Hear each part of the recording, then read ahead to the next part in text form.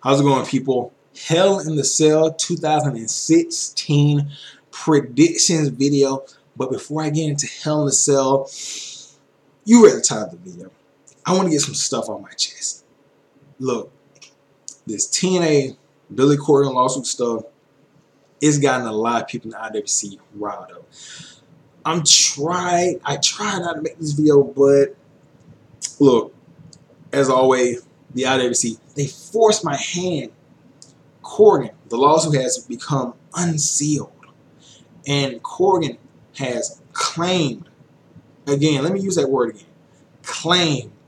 A claim is, hey, I claim that this soap doesn't wash my dishes all the way, or I make a claim that, hey, this TV doesn't cut on. That's a claim.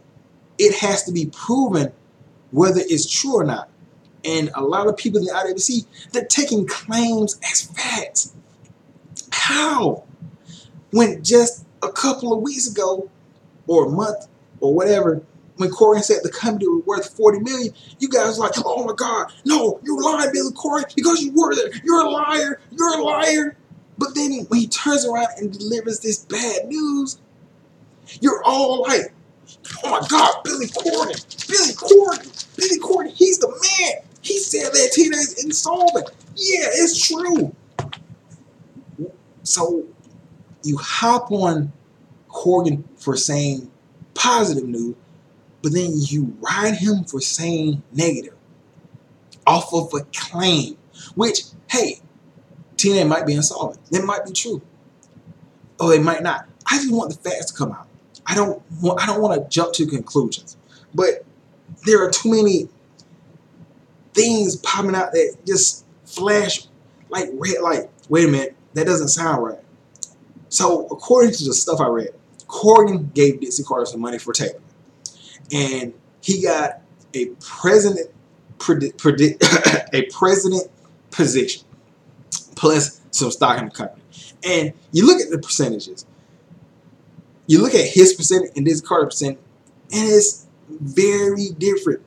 Dixie Carter has 92.5% control of the company, whereas Corgan has like okay, Dixie Carter has the whole bag, pretty much, and this is what Corgan has, pretty much. Like, yeah, he has like a crumb of the company, 2.5%. Now, like when I saw that percent, I was like, wow. Because according to IWC, how they run around with stories, you think Dixie Carter's like been, giving that piece of company, giving this piece of company, giving that, and you think she maybe have like 60, 70, 60, 40, 60, 50, maybe 70. But she's got that much control of the company. As a business person, if you tell somebody, hey, give me this money for this, and you give them 2% control of the company, you have to be the stupidest, irresponsiblest, I don't know if that's a word or not, most horrible business person ever to say, hey, if I don't pay you back, you're 2%, you're measly 2%, and goes my entire 90. Who made that deal if you knew you couldn't pay them back? Like I said, it might be true. Dixie Carter might be that stupid. I don't know. The facts haven't come out yet. She would have to be really stupid to do that. And I can't even see that happen. But it could be true. But let's be honest. Billy Corgan filed this suit because he was made president. And he thought, hey, I'm president, I'm going to be in control of creative, I'm going to be in control of this. But he was only made president as a sham. He's a superstar that is well known, and he was given some power. But as far as everything else, it was up to everybody else. And from what I'm guessing, Corgan was like, wait, I gave you money. I want to do everything. I want my money back. He probably asked for it for like as soon as he realized that it happened, and he's like, they were like, well, we'll pay you whatever. And he filed a lawsuit. And then, the claims about talent being paid. Look, Me and T-Chon are talking about this. I believe those things are completely irrelevant. If you're a wrestler and you're not getting paid, but nothing's popped up about, hey, I want a lawsuit, blah blah blah, until now. Like that's credit card, other stuff. No wrestler has sued TNA for money. Wrestler have said like, hey, I didn't get this amount of money or whatever. Those are raises. Like they were getting paid. Like I'm gonna take an example. Andre Corbeil's in Madness. He said, I went to a pay down. I would think so. Your stock, man. Like, I don't know the full story, but I'm just throw this out here. They probably dropped Madness's salary because he was ass. Like not ass as far as in the ring or talent wise, but after his world title stuff, which was TNA's fault to a degree, he was like complete shit. If you're the world champion, you should make more money. When you're not the world champion, you probably shouldn't be making world championship money. And he's probably like, "What? I want to make the world championship money. Oh, why can't I make it? Well, because now you're a mid card. Oh, I'm leaving the company. AJ Styles, maybe the same thing. Hey, I'm getting paid $1 million. I want $1 million. Well, we can't give you $1.5 million. You're not the man in there. Blah blah blah. It backfired on them, by the way. But anyway, stuff like that happens. Anyway, the courting stuff. I just want the facts to come out. I'm not going to jump to conclusions. I'm not going to say they're solvent. I'm not wishing for the death of TNA. If Billy Corgan, by some miracle, gets control of TNA by proving factually that TNA is insolvent, hey, I'm fine with that. That's this Carter being like completely irresponsible and stupid for letting her company go that way. Although I would be scared because Corgan, he does not have the best track record when it comes to running a company. Well, this Carter's kept TNA alive for a lot of years. Corgan, the slightest thing comes up, I'm scared of that guy. He's just gonna, your rating went low. Oh, I'm selling. He just gives all that vibe of, if something happens wrongly, he's gonna fold like a weak lawn chair. Whereas this Carter has fought for TNA. And look, right now, TNA, they're doing a good job in the ring. And that's mainly due to under her reign, her staff and everything like that. Corgan, if he got control, he's going to bring his own staff. And from what I've seen in his creative and his other matches and other stuff, it kind of sucks. Like he has hit and misses with his creative, but for the most part, it's trash. Like Decay, yeah, that's cool, but on a higher show of that, and maybe on a lesser degree on a PG level, it's trash. Like it would be horrible. I think so, but I'm more scared of Corgan's like tendency to just leave companies, or what he might want to do, like just sell on an instant. Whereas under Dizzy Carter, the show is running pretty good right now. Storylines making sense. Switching to Corgan, I don't know. I think in my opinion, the best option would be for Corgan just to get his money back and leave the company, because I just get that feel. I feel like if Corgan gets the company, it's the end of TNA. I just get that feel. I don't know where it comes from, but I feel like a lot of people want Corgan to get the company. As far as IWC, they want him to get the company because they know once he gets control, he's just gonna sell it. Like, and it will be the end of TNA, and that's pretty much what people are hoping for. They want Corgan to get the company so he can pretty much either flake out, get scared, or something to happen where he gets a little rattled and he sells. Anyway, Wednesday, I'm looking to see what the facts are. If TNA proves, or Dixie Card proves that, hey, the company's not insolvent and they have money, they have this, they have that, what's the excuse? What would be the excuse then? I mean, because factually, all this stuff's going to come out to where they have money or they don't. And then there would be Billy Corgan lying, saying that they were insolvent when they aren't. So, and now it's kind of a shot at Hill Steven.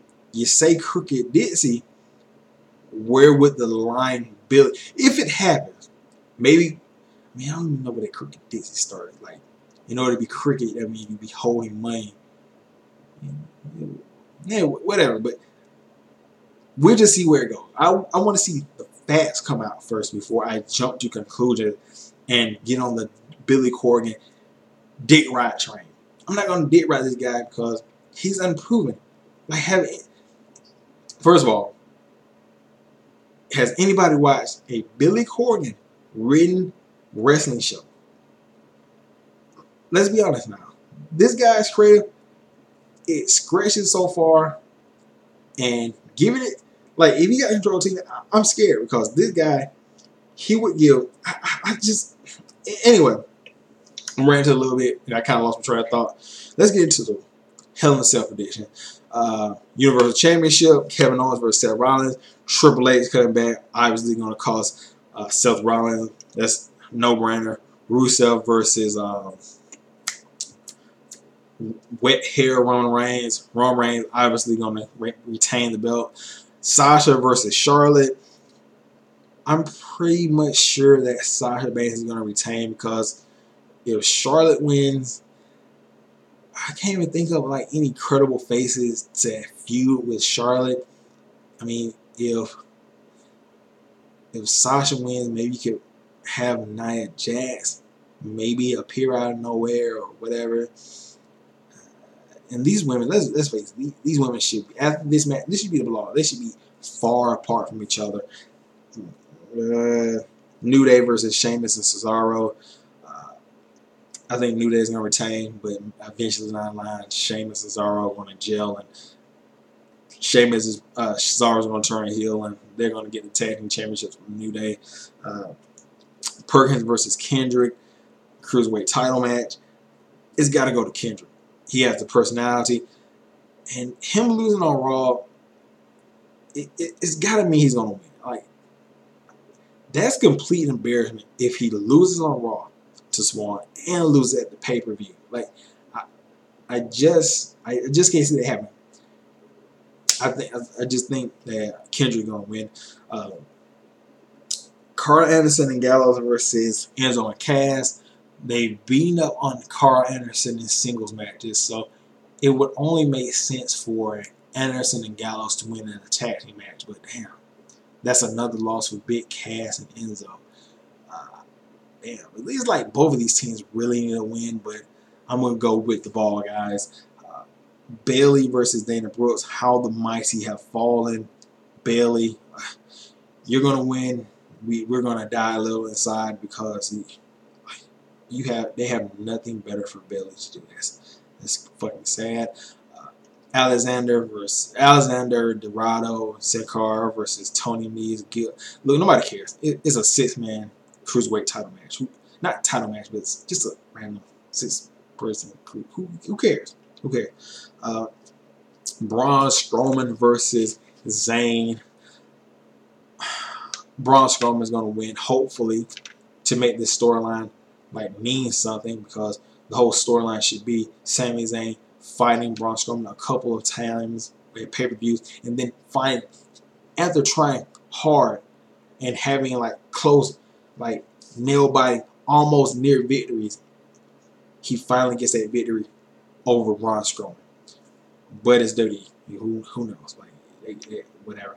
Then you have Axel. Axel loses if he. I could have. Whatever.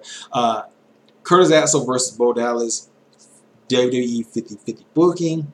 I'm gonna go with Curtis Axel. Now unless they really get on the Bo Dallas train, which that's not a bad train to get on. Like Bo Dallas, he's one of the most improved right now. Like, well, he doesn't really have a character. He just mean Bo Dallas right now. Anyway, Curtis Axel is going to win this match. That's good. Mango tropical. Anyway, I'm gonna catch you guys later. Hell in the Cell predictions. Those are mine. What are your predictions? Write them down in the comment section. And I guess tomorrow's going to be an interesting day. I mean, the facts are going to come out. And like I said, if TNA proves that they aren't insolvent, oh my God.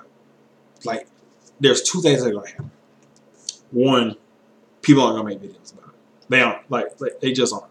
Like, because it's going to hurt themselves. They can't. The IWC, when it's positive TNA news, you're not going to see it. Like, let's be honest about this. Like, the stuff came out about Anthem giving money. Nobody said anything about it. JD from 2020, who usually does stories, he didn't do it. Like he just completely skipped over it. But he posts all the negative news, so we know he's kind of biased. Still love the guy. He's a biased guy. He only wants to post negative TNA news. Anyway, so if they prove they're solvent, you're not gonna see that story. You're gonna, or you may see it. Well, they're solvent, but for how long? How much money they have? Blah blah blah blah blah blah blah, and all kinds of stories. But they prove they are. But Billy Corgan proves they are insolvent. Look, the sub boss is going to get hit. Everybody and their grandmother is going to be like, I told you, they're insolvent. Billy Corgan to take over. Let's jack over in front of the camera. Yeah, it's time. Anyway, so it's going to be an interesting day tomorrow to see who's lying and who's not lying. So, just quick, I guess another prediction. Who do you think is lying? Who's not lying? Is Billy Corgan lying, or is Dixie Carter lying? Who's the liar? I don't know. I'm just gonna let it play out. But it's just certain red flags to me that stick out that say Billy Corgan might be full of shit. Like it's just too many things that stick out. You say talents are being paid. They're there. Like, nobody's quit. Oh, what about Rude? He left Arthur a contract. He did everything in the cut. Most of the guys that left for WWE, they were with TNA for like almost 10 fucking years. And they made their name. Can they be allowed to go anywhere else? What about TJ Perkins? Maybe they want to. I don't know how the contract works. Anyway, I'll just let it play out. I'm going to see where it goes. I'm going to let the facts fall where they may. This car loses the company. As long as TNA keeps putting on a good product, I'm happy. But if Corgan gets the product and it's complete shit, I blame DC Carter first of all. And I'm also going to blame the IWC for continually wishing, hoping, praying, blah, blah, that Corgan gets the company. But although, again, Corgan might actually put on a good show. So, who's to say? Anyway, I'm going to get out of here before I keep rambling on and on and on. Catch you guys later. Peace out.